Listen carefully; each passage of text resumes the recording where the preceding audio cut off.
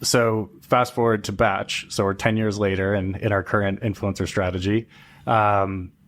Basically, we're identifying like the top content creators in each city. So Nashville is our top market. So we dug deep in Nashville and we said, who are the most fun people to interact with? So, like recently there's a guy named Gage who is probably 24 years old and he is very outspoken and very loud. And, great name, by the way. Yeah. And I mean, you should meet this guy. He's just like, he's just, I want to learn. I want to put myself out there. I'm here to party. So we sent him on Pontoon Saloon a week ago. And literally I saw the clip come in and his first sentence is, come black out with me on the Pontoon Saloon. And it's just him partying for like an hour and a half. This episode is brought to you by WeWork. Being able to work remotely is a game changer. You don't have to spend time and money commuting, and often you can work from anywhere in the world. But it does have its downsides. It can be pretty lonely working from home, and if you're off traveling, it can be really hard to find somewhere to sit down and work without a sticky table. That's where WeWork comes in.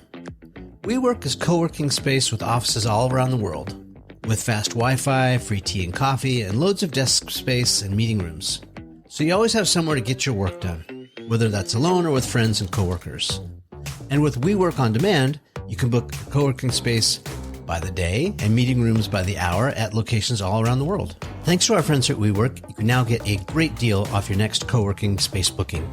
Just head to we.co/behind the brand. That's we.co behind the brand to get a great deal. All right, now let's get back to it. I'm Mike Petrakis. I'm the founder and CEO at Batch, and you're on Behind the Brand with Brian Elliott. Everyone, welcome to another episode. Mike, welcome. Thanks for having me, Brian. I usually ask my guests, how did you get this job? I've never had a real job. I've only been building startup companies since I was a kid. Wow, one of the lucky ones. That's cool. Say more.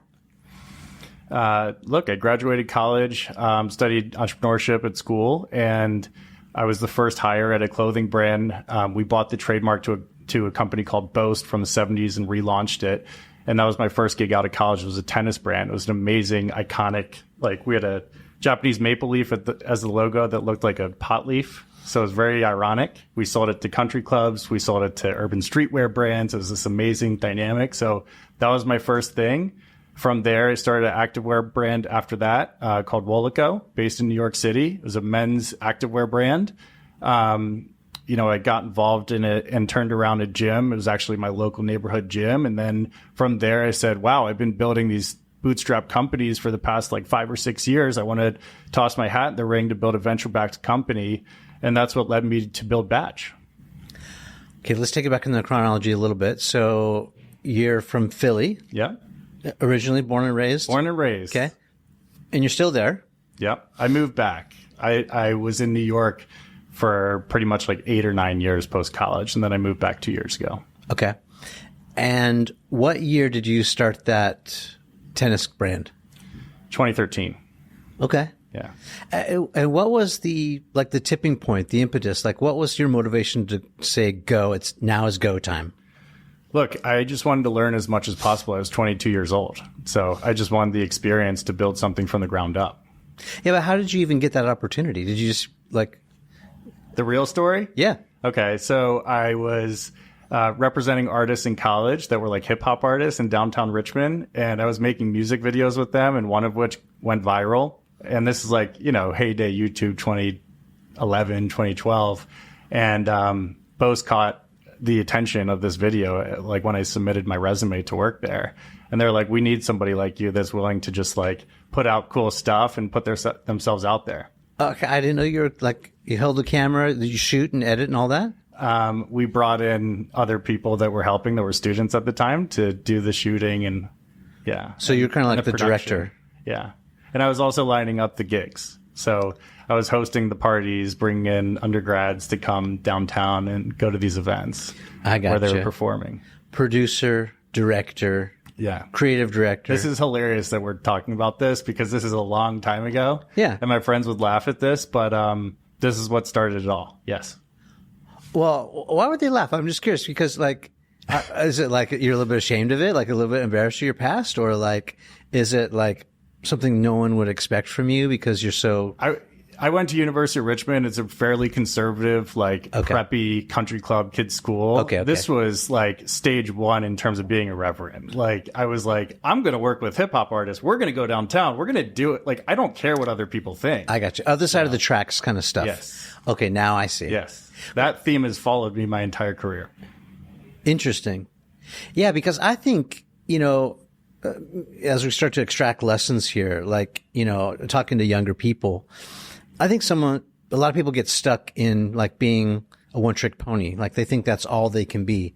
And the reality is like we're all multifaceted, right? I'm a multi-hyphenate. You know, you and I are both dads. And, you know, we do our thing. So it's like, you know, I got dad time and I got, you know, professional time and I play tennis, you know, you run, we're both in the weight room, you know, all that kind of stuff. So we're so multifaceted, capable of so much more. Yeah. You're hitting the gym more than I am, though. Well, I'm getting to that certain age where it's a necessity. Yeah. So I think, Peter Attia taught me this. He's like, you know, it's sort of like this, depending on where you start, like the height, as you start your decline, you have a further distance to fall. So I'm trying to just get as high as possible until I reach that point where I start descending and I can't go up anymore. So I love that. You know what I mean? Absolutely. That's what I'm trying to do. Maintain muscle mass, strength, and all that. Yeah. Prevent injury. Yeah. Yeah. Especially with my tennis. Like, you got to have strong knees. You got to have strong ankles, hips. That's where you get your injuries. You fall down and then you're done. We should play next time I'm out here. No doubt. You know, on the roof of this building behind us, there's way. tennis courts. It's actually the West Hollywood Library. And on the very top, legit courts. Okay. Super fun. There we go. Yeah. In fact, I have my racket in my bag. I'm ready to go. If you have two, I would literally go. I have to. Okay. We'll see. I might need shorts, but Okay. I might be able to hook you up. we can figure that out. Yeah. Okay. Okay. So back to your story. So you're 22. You start event producing. You create some content that gets some traction. It gets noticed by the brand. Hey, we need someone like you who's resourceful, knows how to make videos go viral maybe.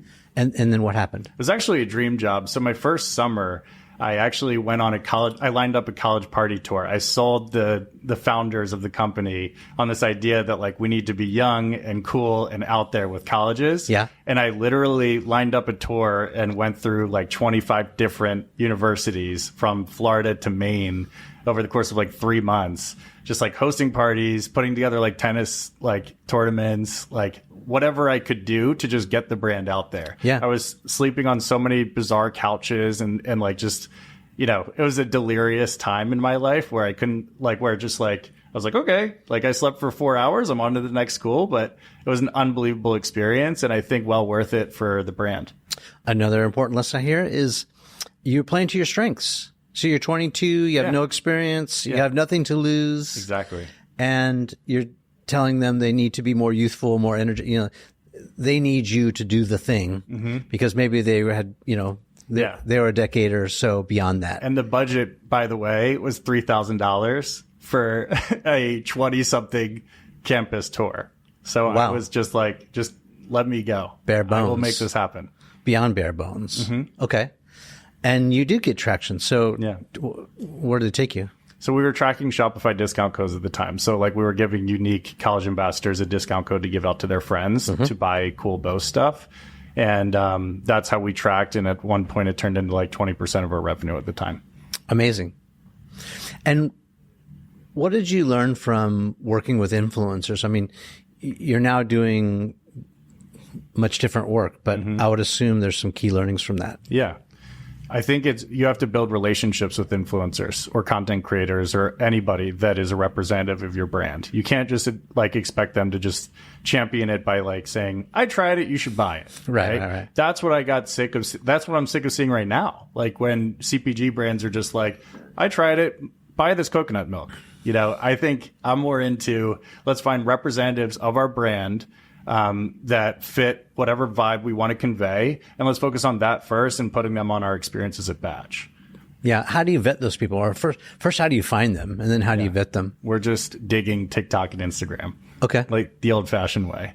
So you're just shucking a lot of oysters to find the pearls. To find talent. And by the way, we're not targeting the people that have 1 million followers. We're finding the people who are personality driven first, that have 5,000 or 10,000 followers, and investing in them.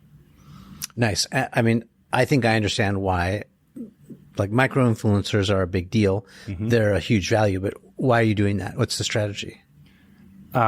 So fast forward to batch. So we're 10 years later in our current influencer strategy. Basically, we're identifying like the top content creators in each city. So Nashville is our top market. So we dug deep in Nashville and we said, who are the most fun people to interact with? So, like recently there's a guy named Gage who is probably 24 years old, and he is very outspoken and very loud. Great name, by the way. Yeah. And I mean, you should meet this guy. He's just like, he's just, I want to learn. I want to put myself out there. I'm here to party. So we sent him on Pontoon Saloon a week ago, and literally I saw the clip come in, and his first sentence is, "Come black out with me on the Pontoon Saloon." And it's just him partying for like an hour and a half. Yeah. Yeah. For those people who don't know what a Pontoon Saloon is, I mean, we have one in Newport. Yeah. It's called, I think, the Tiki Party Boat Cruise. Something like that. Yeah. It floats around Newport Harbor, and you can drink on it. I was just texting the owner of that company. Are you serious? Yes. Yeah. It looks fun. I've done like the electric boats that you can go around the harbor. Yep. We do that a lot. Like Duffies. The little Duffies. Yeah. You'll get like lunch and cruise around Newport. That's like a super cool vibe. And then you'll see the little tiki float or whatever that's called. And they're having fun on that. Yes. Yeah. We built the business around party buses and party boats. Okay. So let's break down and unpack what Batch is, how you came up with the idea. Let's go back a little bit in the storyline. Sure. So now we're up to 2018, 2019, and I was just eager to build something that could be huge, right? So I thought, like, I was just trying to think big, like TAM opportunity. So I thought of group travel, and I said, nobody is owning the group travel space. A lot of people have tried to do it, and we wanted to go after it like with an entry point via like wedge of the bachelor and bachelorette space, because we felt like these are mandatory parties. If you get invited to a batch party, you're like, all right, I must go. Like, you're not bailing, right?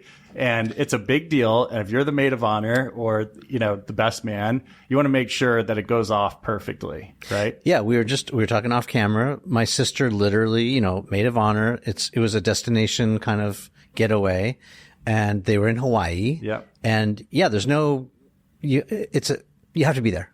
Yeah. And then there's all the stress of planning it, and maybe if you've never been there before, figuring out what to do and all that. So, right. Who else was in the space that you saw? Okay, they're doing this, but they're zigging, we want to zag. I mean, you have Airbnb, you have Viator, Fair Harbor. You have basically there's a couple different Verbo. Yeah, there's basically in marketplaces you have everybody serving accommodations. So like Verbo, Airbnb, like HomeAway. And then you have experience businesses that are more like OTAs, like Get Your Guide and Viator. And then you have these like B2B companies that cater towards small businesses like Peak or Fair Harbor. So those were like the major players in the space. Yeah, and it's fragmented, right? Like, to be honest, I don't really stay at Airbnb anymore. It's just... Yeah, I don't like the fees. I don't like the fees. I don't like how picky some of these owners are. Like, you got to do the whole dishes, and then it's like... Right. Bro, I just paid this $300 cleaning fee. Right. Yeah. And also, it can be sketchy sometimes. You never know. Like, there's this whole viral trend of cameras being in all of these Airbnbs, and just like, I mean, fine if you want to film me with my clothes off, but it's like, it would be nice just to not have to worry about all that. Totally. Yeah. Yeah. But it's only a destination. There's no entertainment or anything.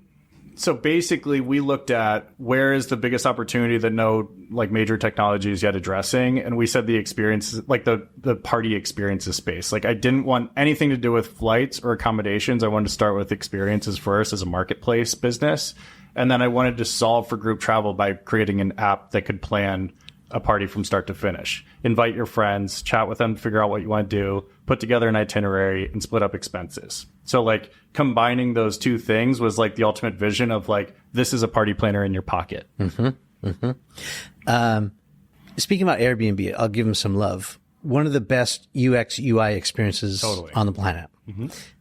How did you approach designing the website, making it like a super good experience and easy to use? Because I think that's like a deal breaker. Yeah.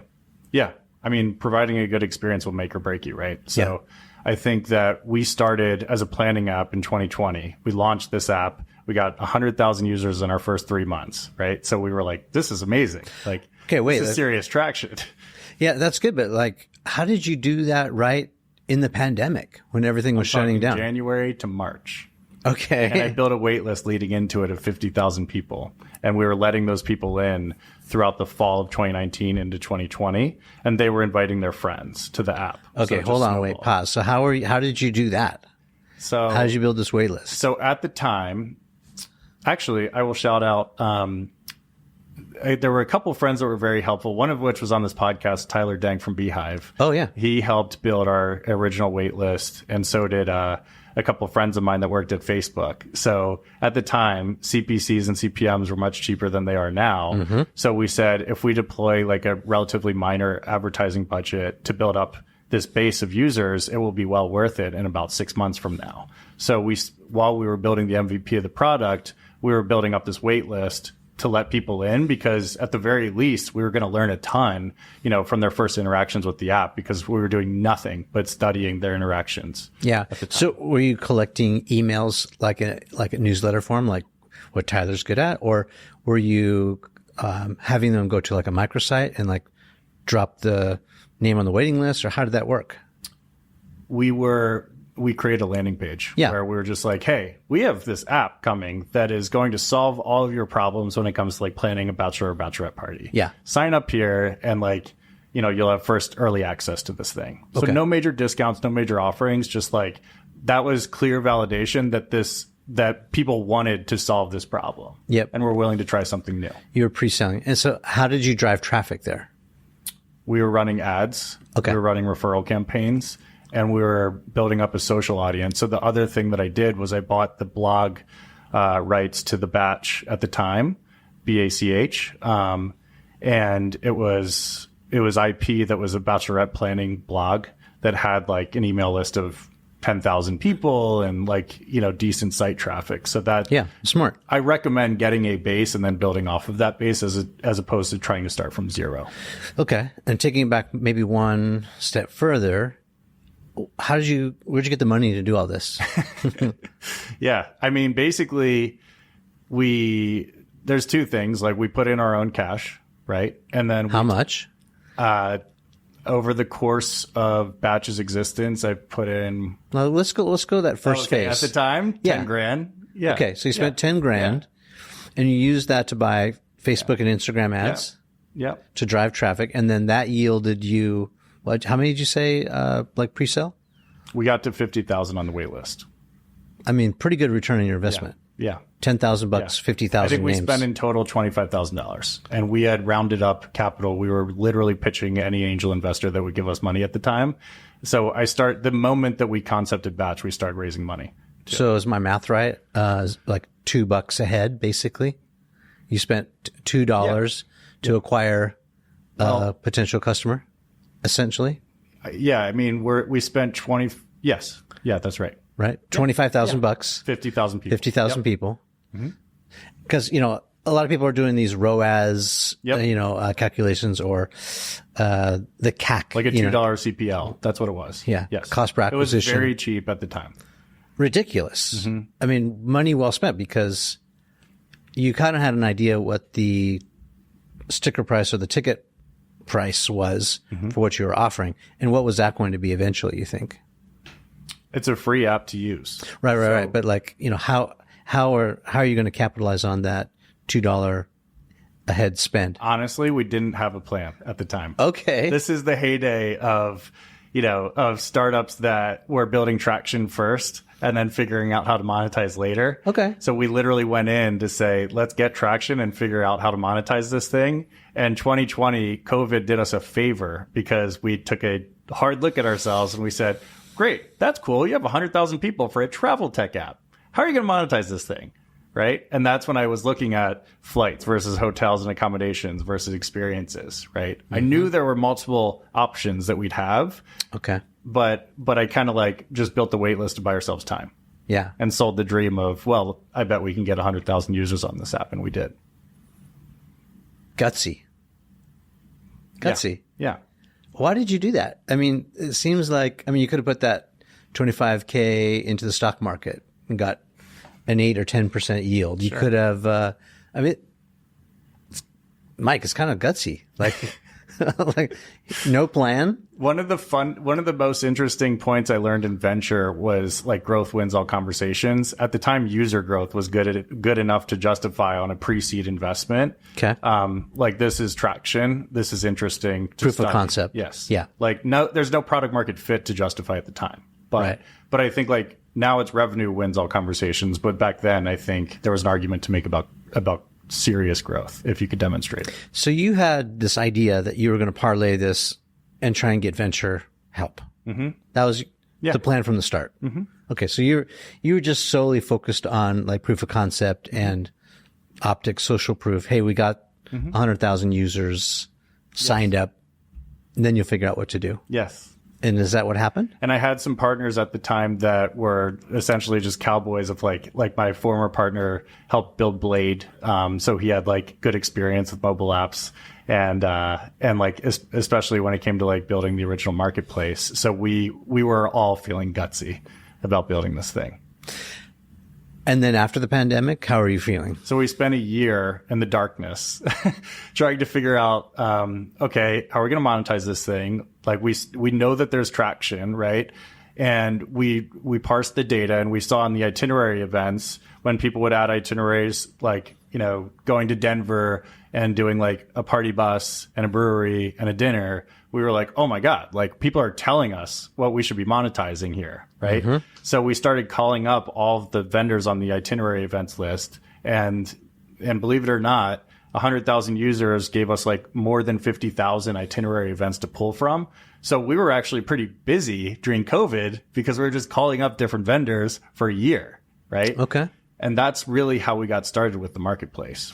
And were you charging the vendor? So were the users citing out specific names of vendors, and then you would just dial for dollars and say, yes. Hey, my folks are already signed up. Yes. They're coming your way. We still do that.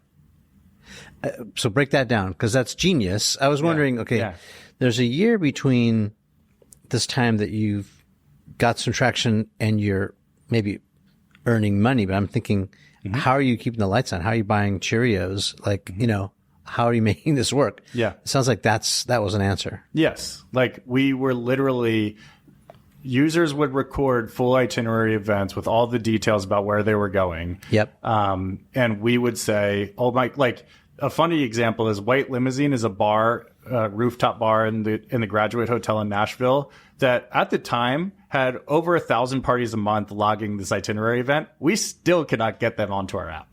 They're like, we have demand. We don't need this. Right. We don't need you. Yeah. But like all the small businesses across the country would find value, of course, with this because it beats them otherwise paying, Google or the like Viator or Get Your Guide, which are like charging a higher take rate than we do.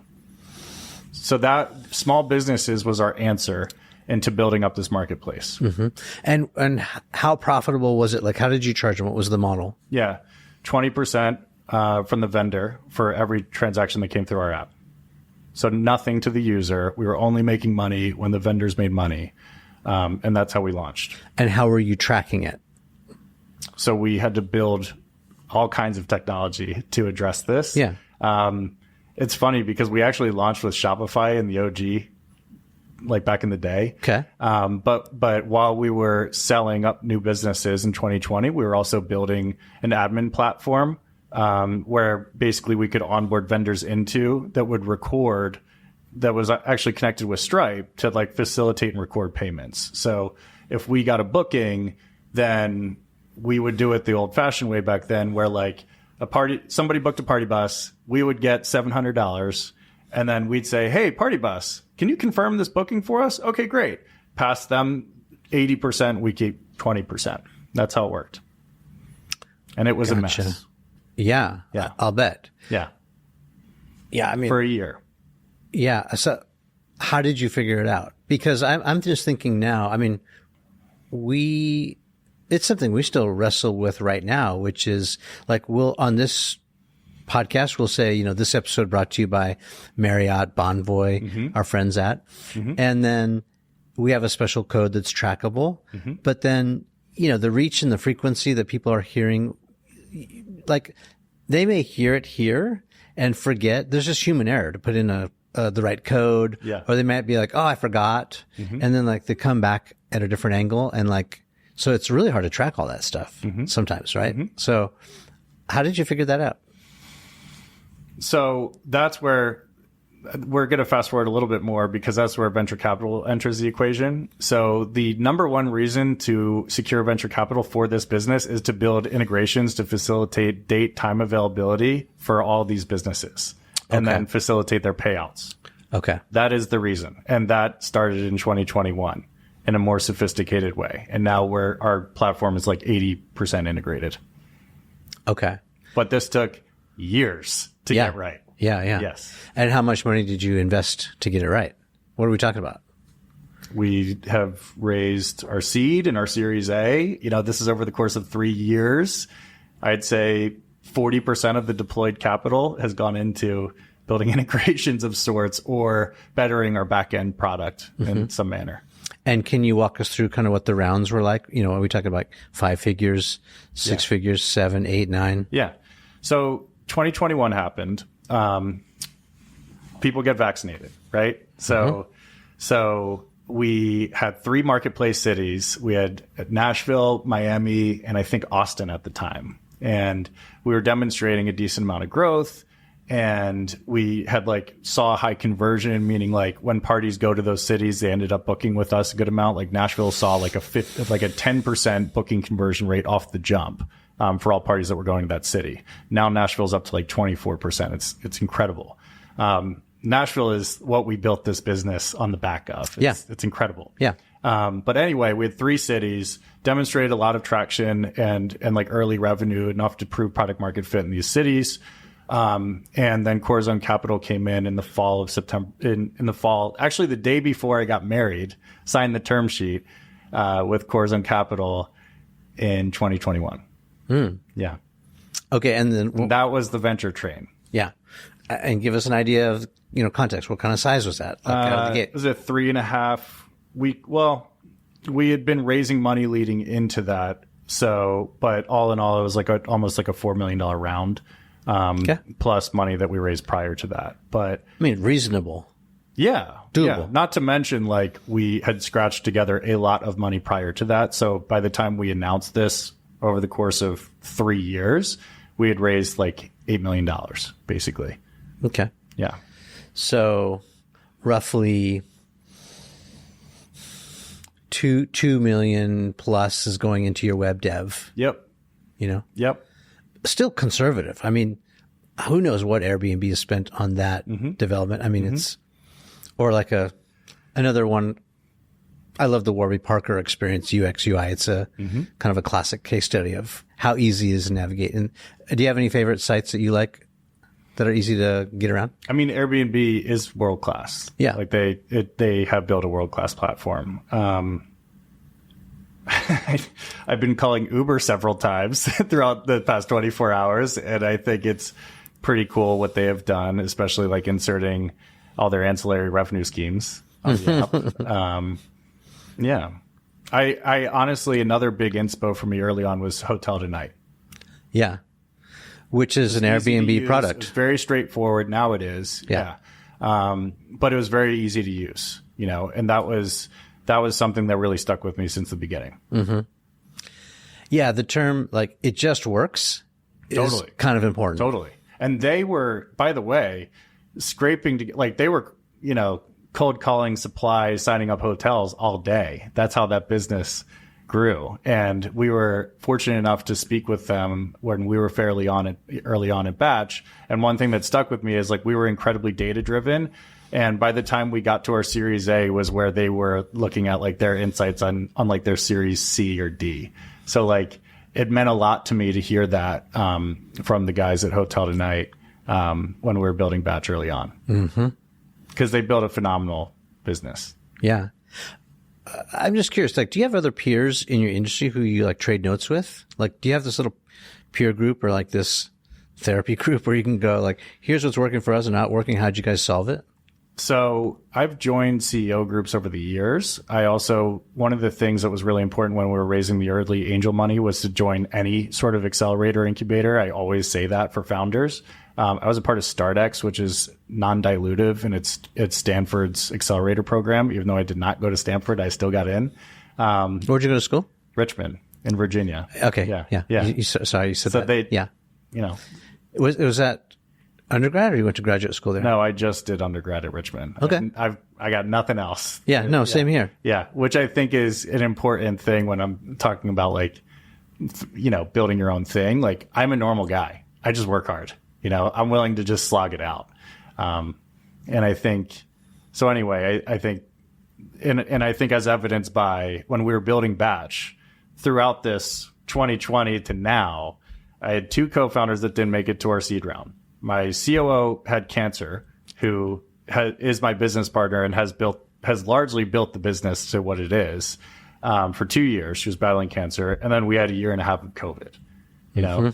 And I think that one thing that we really appreciate is when we raise these early venture rounds, besides the market opportunity, besides the traction, I think one thing that they paid attention to was calling me a cockroach, because they're like, the market tried to kill you and you're still out here. Yeah. I mean, it's relatable. That feeling like maybe you're not as smart as everyone else, but you have more tenacity or you have more will to survive. I'm just going to grind it out. I feel that. Yeah. Big time. I feel that. Just going to grind it out. Yeah. I don't know if you can feel that too, but it's like, I think if you're doing this comparison game, which is not a good game to play, but honestly, if you break it down, there's not a lot of people who are more hardworking than you are if you really put your mind to it. You just... You can always have that advantage. Yeah. Yeah. Yeah. And I think that, we look at all the things in the news on TechCrunch and like all the AI movements of like people that are raising billions of dollars and they did it in like 2 or 3 years. Like, it might be true. I don't, but the large majority of us are just going to slog it out to build businesses, and whether it's venture backed or not. And I think like Batch has had phenomenal traction. We're building a business that I love and I would honestly do for a long time. But it's just a grind, and you got to be willing to put up the fight and have endurance to get it done. And I think that being a runner and running track and cross country in college was a major part of, getting that mindset in place. Yeah. Say more about that. I think, it seems like when you're a runner, the people who know where to put the tired, because we all just get tired. Yeah. There's not like unlimited energy or motivate. I was like, if you learn where to put it, then you just can outrun anyone else. What are your thoughts on that? I think track is a fun reference for startups, because I think when that bell rings, it's time to go. Like the final lap, when you're like, there's a couple people right in front of you, you're going stride for stride with them, and you're like, I'm going to grind this out. Like, I got 60 seconds left. I'm going all in. Yeah. And it's practice time's over. Yeah. Now you're just showcasing how much preparation you've done. Yeah. Yeah. This thing, building a business is a multi-year journey. Like, back to the point of the things you read about versus reality, like you're signing up for an 8 to 10 year situation when you choose to build a business like this. Yeah. What's the hardest part of it right now? So, I mean, you talked about Nashville. What are some of these other cities that are popping off? Standout cities this year. So like I mentioned the top markets: Nashville, Scottsdale, Miami, Vegas, Austin. Standouts are like Savannah, Palm Springs, San Diego, Destin, a lot of like tertiary Florida markets, meaning like, I think what's going on here is people are like, yeah, I could go to Miami, but I could also go to one of these beach destinations with my friends, spend way less money. Like they will do these trips under $1,000. Outer Banks. You go to Outer Banks. Outer Banks is cool, but it's not on our marketplace yet. Okay. But like Tampa is a great example. you can have a beautiful, or Fort Lauderdale, you can have an amazing weekend. It's easy to get to. And you can get on a boat. You can go out, have a private chef come to your house. You can have cocktail cowboys or cabana boys come to your house and serve you drinks. Sure. You know, you can have a full weekend, the same stuff you could do in Miami for half the price. Yeah. So what's hard about the business right now? I think it's just, from my perspective, it would be, you know, it's a good question, because I think right now you have a weird financial market, which is trickling down to how, you know, consumers make decisions, which is fairly interesting, because despite not being able to buy a house or car, people are still traveling. Like TSA levels are up, you know, business is up. Like it's a very interesting dynamic. In addition, suppliers are going to feel the pressure, right? So we are just trying to like make sure that we can do our job to drive growth to these businesses. Because again, in venture, you need to grow at all costs or you will die, because you are dependent on their money until you're not. And I think for us, we're like not too far away from, you know, being in a really good spot, cash flow wise. But I think the point is, you know, we need to continue to add value to our vendors in order to make that happen. So the thing that keeps me up at night, to answer your question, is just, how do I continue to make sure that I am following up on my promise and my word to deliver value to the small businesses that we cater to on our app? Mm-hmm. And what is that word? I mean, number one is revenue growth. Like, I want these guys to be up year over year. Like, traditional small businesses are used to being flat or whatever, like years in a row. I want them to win. I want them to get as many customers as possible. Yeah. And so how are you ensuring that happens? Like, I mean, you could just you did it with your hands. It's connectivity between supply and demand. Okay. Right. So for us, we started as a bachelorette app. In October, we rebranded to All Parties. We are now we're like 50% birthday parties out of nowhere. So October to now, right? Yeah. So we're talking about 9 months ish. Yep. Okay. We were 97% bachelorette parties a year ago. Yeah. We are now less than 50% bachelorette parties. All right. So you're diversifying. Yes. So that you can. It's a beautiful thing. You can grow. Yes. Yep. So, and we rebranded by adding a T in the middle, batch, all your party plans in one place versus BACH. And we, you know, reskin the app and can talk about the brand all day. But I think the point is, in acquiring all these new party types, it leads to new demand for all these businesses that we have on our platform, right? So what was really interesting to see was that Nashville has the same level of conversion for divorce parties as it does for bachelorette parties. And we're like, this is great news for batch, because hilarious. Yeah, but like all of our businesses, you know, people just want to party and have a good time, no matter what kind of trip you're on. Yeah. So party buses are going to work for you. Yeah. Let's dig into the branding a little bit. You know, bachelorette parties. I get that, batch, adding a T. So let's go back to, for people who are thinking about, you know, naming convention or coming up with a brand, zooming out, like, how do you see brand? What's the difference between like a product and a brand? Yeah. Okay. So I'll give you a real example. My former company, Wolico, was compression shorts with pockets in them. That's what we launched a Kickstarter campaign on. That is a product. To build it into a brand required weekly meetups in New York City, running at the pier, like doing workouts at the pier, right? Filming everything that we were doing and bringing in influencers and doing track workouts and all that stuff. Eventually, our goal, we didn't quite get there, was to like have a spin studio in New York, or like, you know, like a health food spot in New York. Like, that's, to me, that's like what building a brand is like in a direct to consumer sense. You know, at Batch, what I really cared about was just bringing the brand to life through our UGC and like our actual parties that go on our trips. They will bring the brand to life for us, right? I can come up with a brand identity package. I can say I want to be bold and irreverent and like on the cutting edge. But, you know, and I do think we've like built a brand that has an amazing color scheme and cool identity. But the point is, the success of Batch, as I said, is driven off consumer, like supply and demand. And I think that demand, or the users that go on our trips, are incredibly fun to interact with, where like every weekend in Nashville, there's 3,000 parties that go on a trip using the Batch app. And we have just cracked the code in the past like 2 months of getting parties to send in content after their trip. Like this took a bizarrely long time. Yeah. So what was that code?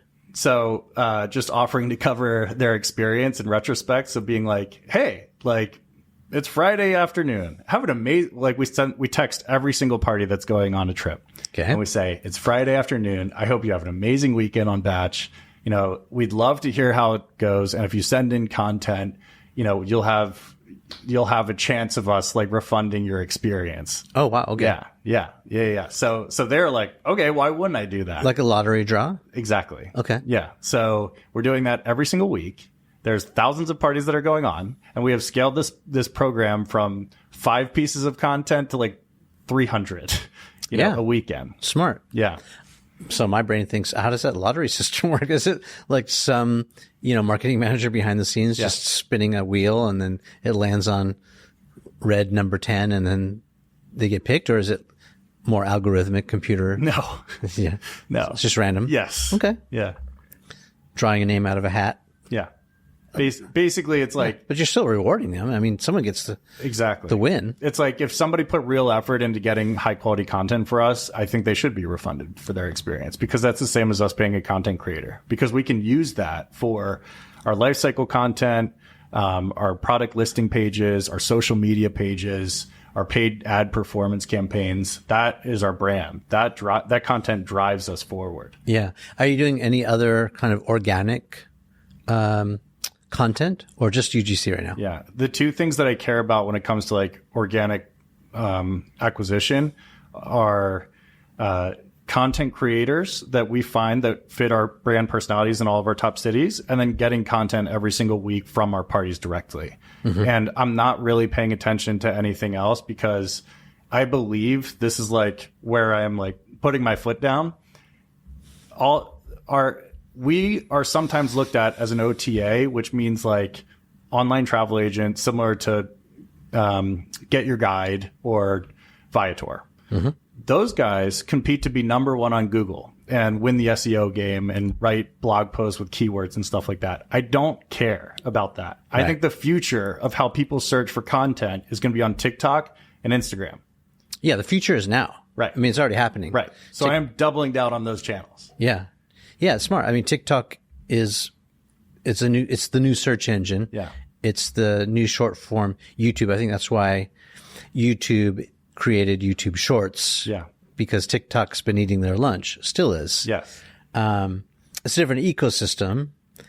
There's pluses and minuses. I find this game extremely interesting. This is where we play too, either with our clients who are creating content for, or just our own internal growth. We're looking at this really hard. Interesting. Okay. So you look at brand as the experience. You're counting on your customers to show you what they think Batch is all about. How did you like the rebrand? Was there much thought put into that? Because that's a big deal. Like what you're named. Mm-hmm. We're seeing a lot of redesigns. You mentioned Uber. Mm-hmm. I think one of the worst logo redesigns. That's a huge deal. Yeah. Spending millions, and I think it's a debacle. Yeah. I could have hired Red Antler or somebody to like build this, but I literally hired my surf buddy, and we did this together. Okay. And I spent every weekend whiteboarding what I felt like makes sense for this brand. I even like put a grid together of like potential names and like pros and cons of each thing. And what were some of the alternatives? Fest, which was one that I really liked, but like sounded like Infest. So or like Fester. It's not a great connotation. Yeah. Cross off. Yeah. Yeah. Selly, like, which was celebrate, but nothing really stuck except for, hey, one big core thing was like last year, 1 in 5 bachelorette parties in the US used our app. That's like, that was awesome to see that traction. So it's 20% basically. Yeah. One of our investors said, do not kill the company by expanding too fast, right? Like focus on, make sure that you still have the bachelorette audience first. Yeah, there's before equity. you do anything else. There's equity in what you built so far. Exactly. Don't go off the radar all of a sudden and So alienate 20%. That called for adding a T in the name. Okay. Simple rebrand, easy switch. People are not going to pick up their phone and be like, what the hell is this app that I just downloaded? Right. They're going to say, oh, this used to be a pink app, and now it's black and white with a bunch of fun colors in it. They probably didn't even notice the spelling change. Yeah. Likely, right? I think it's funny because some people are still like, we were joking about negative commentary prior to this. We actually put on Instagram, somebody left an app review being like, I love this app, but I liked it more when it was pink. Okay. It's like, well, it's not pink anymore. I'm sorry. It stepped into this generation, which I don't think was abandoning the Bachelorette audience. I think it's more like doubling down on being fun and bold and like loud and like party-esque, more than just like traditional in pink. And that's why I feel like it still made sense for the Bachelorette audience. Yeah, that makes sense to me now that you explain it that way, because you've built up all this equity in the space. You have these loyal customers already doing the Bachelor, Bachelorette thing. Mm-hmm. You can't abandon that. I mean, that's totally 20% of your business, at least. No, it was 97% of our audience last year was Bachelorette parties. Yeah. Right? So even if you want to name it party something or something that sounded like a party, you can't because you already put a stake in the ground for all this. So yeah, you needed to do some sort of subtle adaptation. That was really your only play. Yes, okay. Exactly. But that was the make or break into how this business could be something really great one day. There was a thing that when all of our investors signed on to Batch, they said, the Bachelorette business is a great one to build, but is it going to be a multi-billion-dollar company? And the big question with Batch is, can we successfully do this transition without killing our current customer base and transitioning successfully into new party types? Related story to what you just talked about is this case study that just popped in my mind. So when I was working my way through college, I've talked about this on the pod a lot of times. I worked at Ralph Lauren, got to meet Ralph. I actually thought I was going to go into the apparel business. Loved fashion, loved apparel, loved Ralph's whole story. Do you know his story at all? Or no. So Ralph's real name is Ralph Lipschitz. So there's a brand change there to Ralph Lauren. He wanted to sound, I think, more mainstream or at least more American. So Ralph changed his name. And at first in the 70s, everyone was doing very thin ties. You ever watch that show like Twilight Zone? So black and white. Yeah. The host Rod Serling would come and he'd have this tiny little tie that just looked like a little rope. So Ralph was like, all right, everyone's going skinny ties. I'm going fat ties, big wide ties. So Ralph was famous for making the first like giant wide 70s ties. And like they took off because, right, it was just like pattern interrupt, wanted to zig when everyone else was zagging. Mm-hmm. And that sort of got him a start. And then, Ralph was a fan of nostalgia and he loved like the Great Gatsby and he loved European fashion, especially British. And so that's kind of, started with the whole polo. And anyway, it took off. So during the time that I was at retail, I got to meet a lot of cool people. One of them was Sean Stussy, who would come into the store all the time, even though I didn't know him as Sean Stussy. He was just Sean who would buy a lot of product. And another one was this guy named Massimo. Cool. Yeah, do you remember Massimo? Yes. So Massimo, his COO, what I actually have met at that company, and he's a great surfer from Huntington Beach. Yeah, so Massimo was big in the 80s, and his big claim to fame was the volleyball short with his name scribbled on the back of it. It was like this signature short, right? And he, like all the activewear blew up. It was doing really, really well.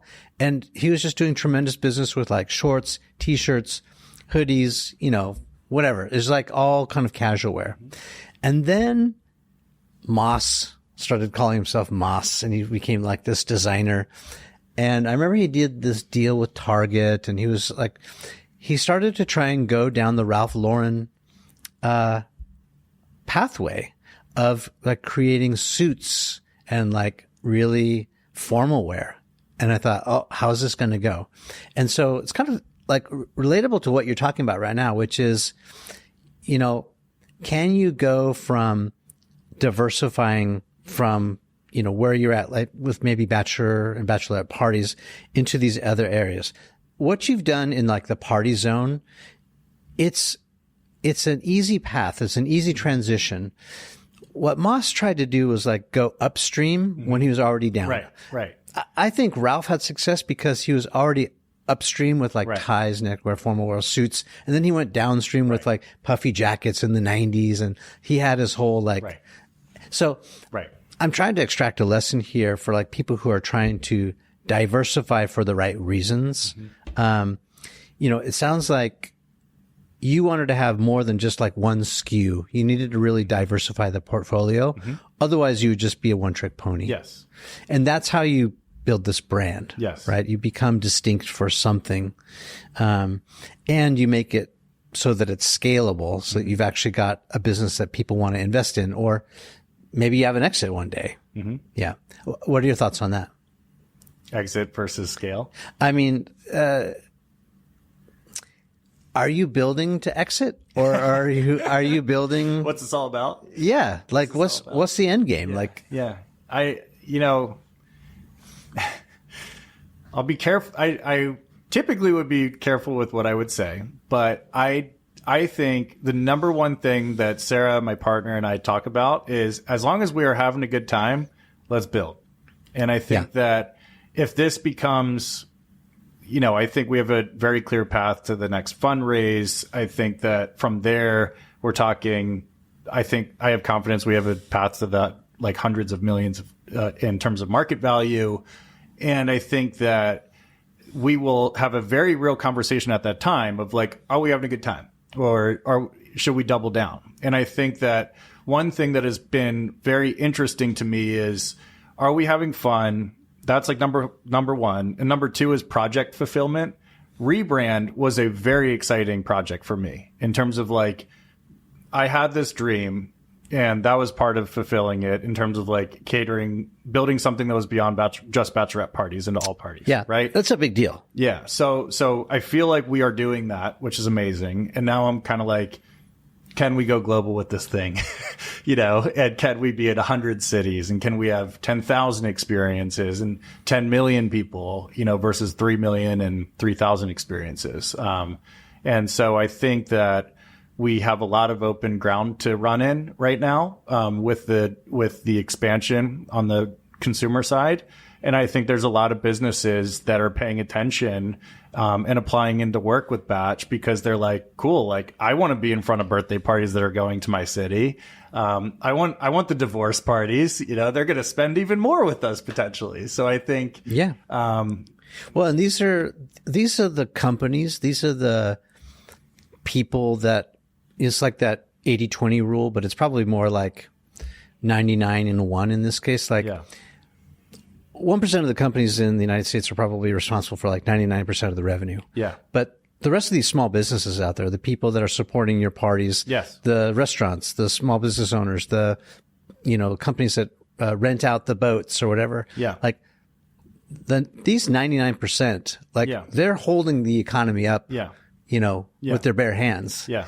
This is like what makes this country amazing. Businesses make the world go round. Yeah, absolutely. So in a way, you're bringing that together, and I think it's a good and cause. I love that. As a business to build, I am passionate. I love partying. It's fun. I went to Nashville with my friends 2 weeks ago. We had a blast. We did all of our experiences. Yeah. But like nothing makes me more excited than seeing Grant from Honky Tonk Express. He used to have 4 buses. He was out with us till 3 a.m. 2 weeks ago in Nashville. Sure.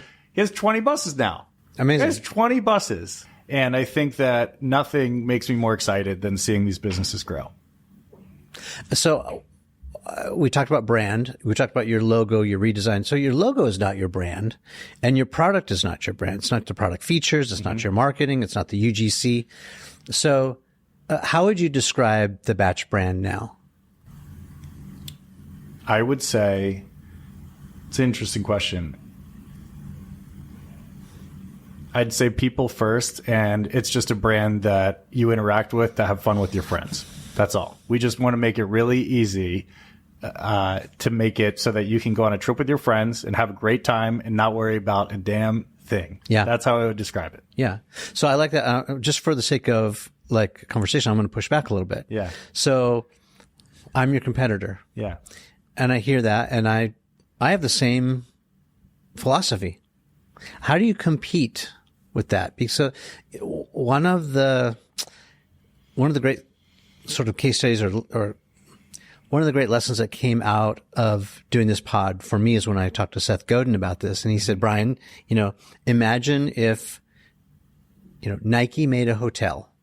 Close your eyes, and the Nike brand distinct enough that you can imagine what that hotel looks like. A brand is a shorthand for what you stand for, right? It's a look, it's a feel, it's a vibe, it's a smell even. And if you close your eyes, can you imagine the Nike hotel? The answer is yes. Yeah. Right? Yeah. He said, now close your eyes and can you imagine the Hilton sneaker, your running shoe? Yeah. And you're like, more difficult. He says Hilton doesn't have a brand. I would argue with that. Hilton does have a brand. Yeah. The Hilton brand is, I need to be affordable on almost every street corner. I need to be sort of, like nondescript. Yeah. So like you roll into a city and you're like, oh, great. There's a safe place that has basically a clean bed for $100. That's where I'm going. Mm-hmm. And, they're there for you. The problem with being a commodity like that is you get into this race to the bottom where you're competing on features and benefits. You're not distinct. And that's what separates the brand, is because you're willing to pay a premium for it. You're like, you see the W hotel and you're like, I think, there's a better party going on over there. The music is a little cooler. Like, I'm the kind of guy that would stay at a W hotel instead of a Hilton. Like, that's how I can project my brand. Yep. And so I'm going to go there. I'm willing to pay, $150, $175. Yeah. So then how do you differentiate, right? If someone else is just going to step up and say, I just want to party too. Yeah. Okay. So I think if I'm thinking about this correctly, I'm like, how do I identify the Batch brand in a way that is defensible? And honestly, I would argue that it's content first, meaning sending people on our experiences is how I define our brand. If they are having a good time and going to our cities, it might smell like vomit sometimes. It might be, you might drink a little too much. You might even have a cigarette, and I think that no one will beat me, Mike Petrakis, on being transparent, a little vulgar, and a little bit irreverent, Yep. And I think that when people think about Batch, especially where we're going with, this party time brand and these extensions that I'm trying to build, I think that people are going to recognize that this is a fun, irreverent, out there brand. And I would argue that not a lot of people are willing to put themselves out there in a silly, ridiculous way than I am. Okay. So it sounds like this is a little bit like how Las Vegas is trying to brand themselves, right? Like everything that happens in Vegas stays in Vegas. Yeah. Come be yourself. Yeah. Come and not be yourself. Like go nuts. Yeah. Is that what it, be you? Yeah.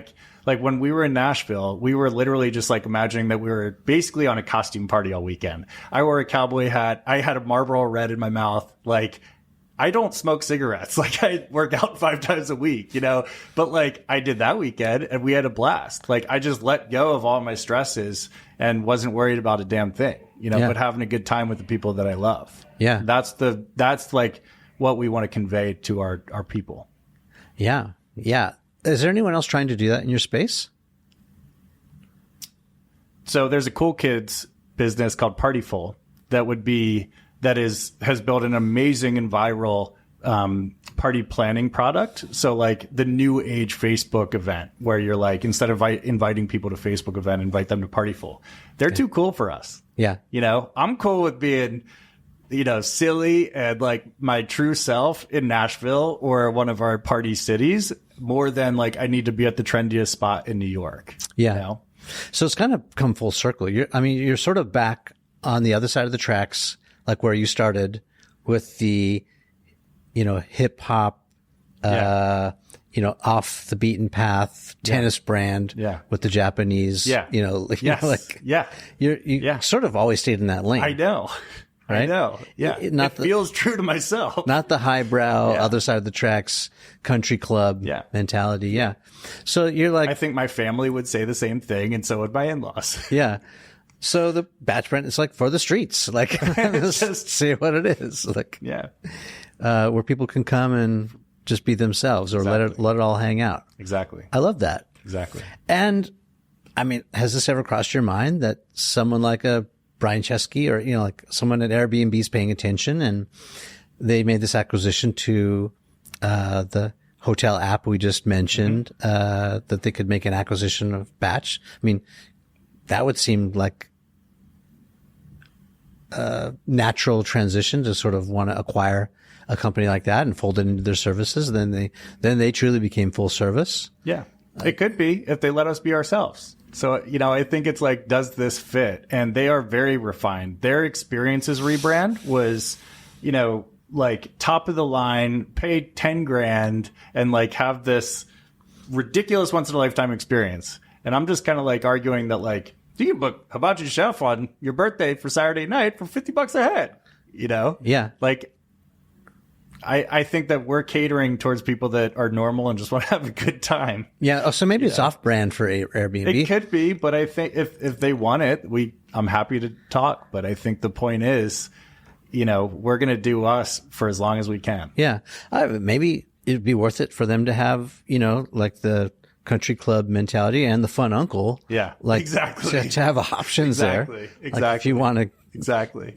Have that spring break in Fort Lauderdale and The other comment I'll make about that is like, think about group psychology dynamics. When I think what made Batch as a planning product special is that we are alleviating the pain points to coordinate like, all right, the first text, like who's going? RSVP. What are we doing? Where are we going? Did you book your flight? Like the more lighthearted you can keep all of this, the better. Like, so I think we went deep on group psychology dynamics when we were thinking about our brand and our product to say like, we're going to keep it light. We're going to be a little bit silly. Yeah. We're going to have fun with this thing. Like invite your friends. Let's get this damn thing going.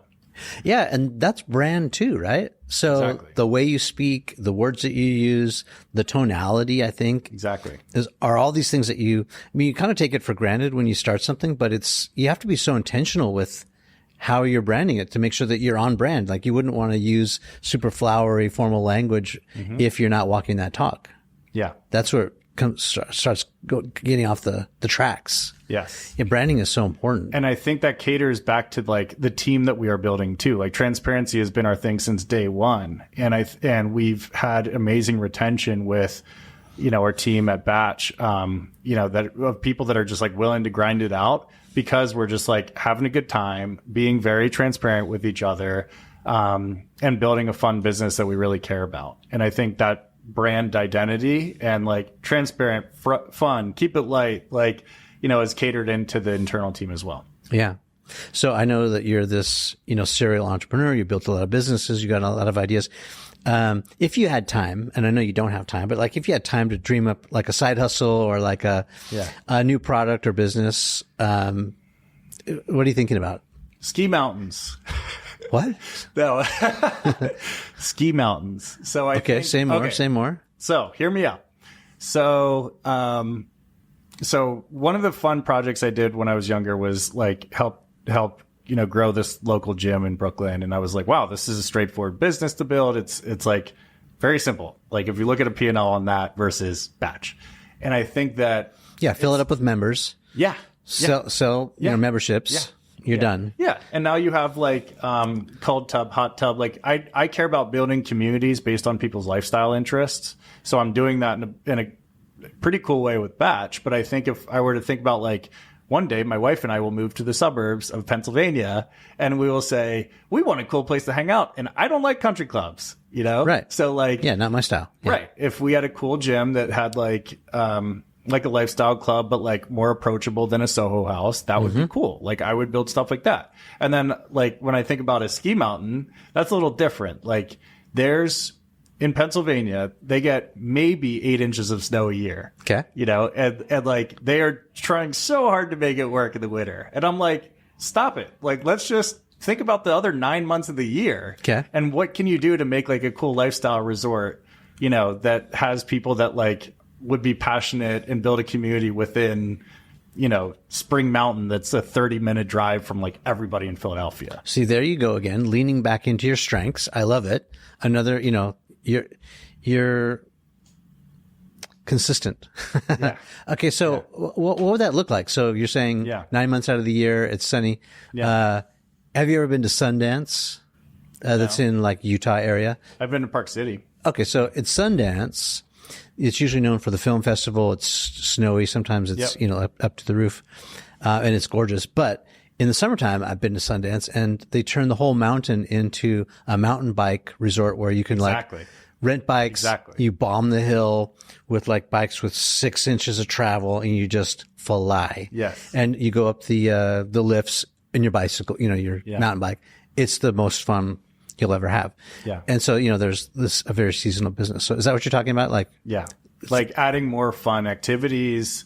Like so this weekend, I'm going on a family vacation to Nemacolin Woodlands. I guess it's called Nemacolin now. They went through a massive rebrand. They brought like Neil Patrick Harris and a bunch of stars there. And like, it's like a cool resort that they have flipped over the past like 10 years and brought into the next generation. Okay.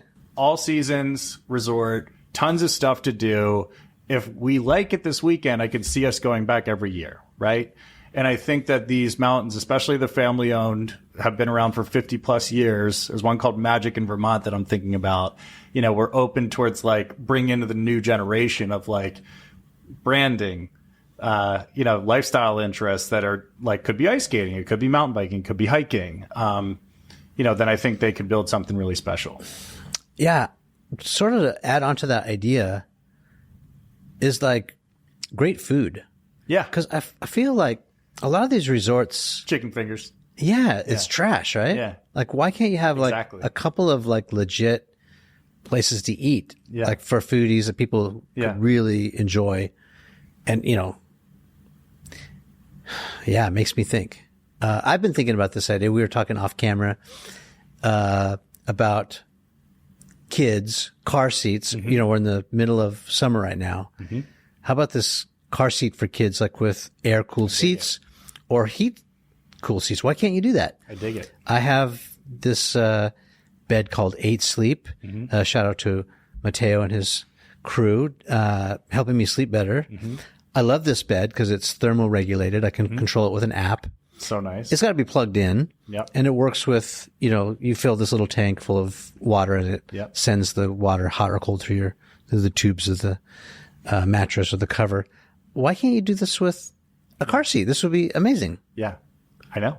And it could, you know, reduce risk. You should never leave your child in the car. But like, even when our car is hot and we put our son in, it's still too hot. And I'd prefer him not to like, you know, feel the heat when he first gets in. Right. So what should we call this? And you're already paying so much money for these car seats. It's like, how much more could that be?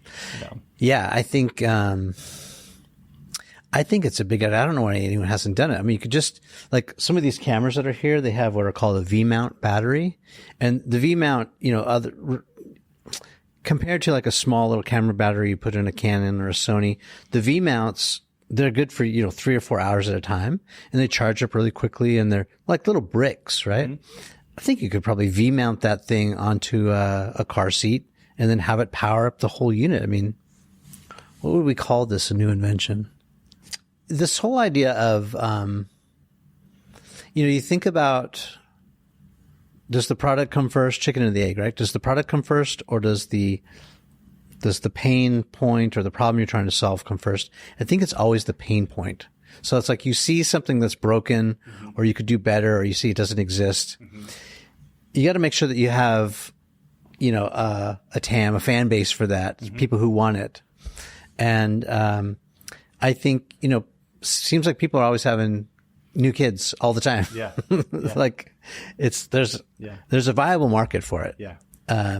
You just have to figure out how to do it. I was thinking about, so my son is crawling a bunch, but not walking yet. And I was thinking about how old? He's 1 year and 2 months. Okay. Yeah. And, he's very close to walking, but he's on the move. And I'm like, we are exhausted on a Saturday by 5 p.m., right? And so are the grandmas probably. So I was just trying to think like just an office chair that could be repurposed for like something that could swivel around to follow the kid around so that you don't have to just stand and bend over to cater towards the kid. Is he not in like one of those walkers yet? Like, No. have you tried that?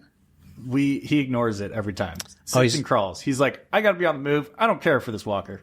Okay. Yeah.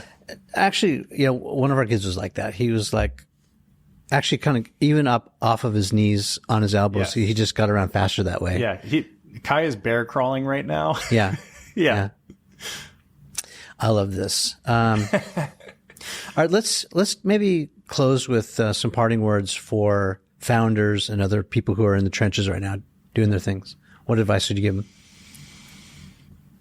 So look, there's tons of different businesses to build. You have service-based businesses, you have high TAM, high risk businesses. And I think that like, regardless, just be willing to duke it out. It's going to be a journey. Surround yourself with great people. I would not be here if it were not for my team and my family and my friends. And I think that the point is like, if you have a good support network and you are willing to endure the journey of building a business, then go for it, but be willing to make sure that it will likely be an 8 to 10 year journey. There are no shortcuts. There are no free lunches. Just put in the work. I mean, we were just sitting back, chopping it up, reminiscing about the good old days and all that, tracking my roots, where I came from.